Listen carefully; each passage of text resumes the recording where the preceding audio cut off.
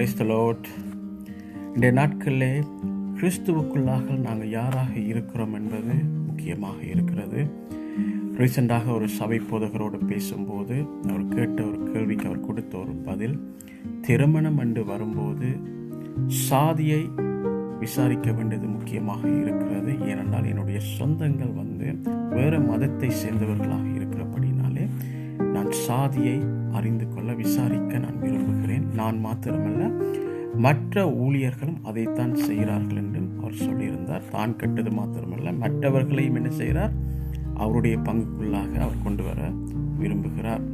அது மாத்திரமல்ல, மிதுஷன் நீங்கள் எவ்வளவு அனுபவசாலின்னு எனக்கு தெரியல, ஆனால் திருமணம் என்று வரும்போது சாதியை விசாரிக்கத்தான் வேண்டும்.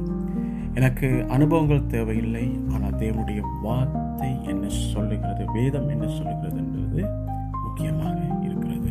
நாங்கள் கிறிஸ்துவுக்குள்ளாக புதிதாக பிறந்தவர்களாக இருக்கிறோம். எங்களுடைய பழைய சுபாவங்கள், பழைய பழக்க வழக்கங்கள் இன்றைக்கு மாற வேண்டியதாக இருக்கிறது. தேவனுடைய சாயலாக நாங்கள் மாற வேண்டும் என்றது முக்கியமாக இருக்கிறது. கிறிஸ்துவுக்குள்ளாக நாங்கள் யாராக இருக்கிறோம்? நாங்கள் கிறிஸ்துவை பின்பற்றுகிறோமா, உலகத்தை பின்பற்றுகிறோமா, இல்லாட்டி சொந்தங்களை பின்பற்றுகிறோமா என்பது முக்கியமாக இருக்கிறது. வேதத்தில் நாங்கள் பார்க்கிறோம், மரித்தோர் தங்கள் மரித்தோரை அடக்கம் பண்ணட்டும், நீ என்னை பின்பற்றி வா. இன்னொரு வசனம் சொல்லுகிறது, ஒருவன் என்னை பின்பற்ற வர விரும்பினால் தன்னைத்தானே வெறுத்து தன் சிலுவை எடுத்துக்கொண்டு பின்பற்ற கடவான் என்றதை நாங்கள் பார்க்கிறோம். ஸோ முக்கியம், நாங்கள் கிறிஸ்துவை நாங்கள் பின்பற்றுகிறவர்களாக இருக்கிறோம். இன்னொரு அழகான ஒரு ஊழியக்காரனை குறித்து நாங்கள் பார்க்கிறோம். அப்போஸ்தலனாகிய பவுல் அவரை குறித்து அவர் சொல்லுகிறார், தைரியமாக என் அடிச்சுவடுகளை பின்பற்றுங்கள் என்று சொல்லுகிறார். எவ்வளோ தைரியமாக அவர் சொல்லுகிறார்.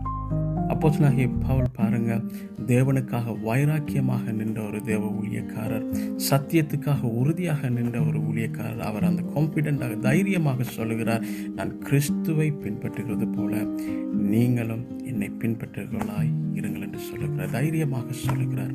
இன்றைக்கு எத்தனை ஊழியக்காரரை இன்றைக்கு நாங்கள் நம்பி அவர்களை பின்பற்ற முடியும்? இன்றைக்கு யோசிக்க வேண்டியதாக இருக்கிறது. எப்படிப்பட்ட ஆவியுடையவர்களாக இருக்கிறார்கள்?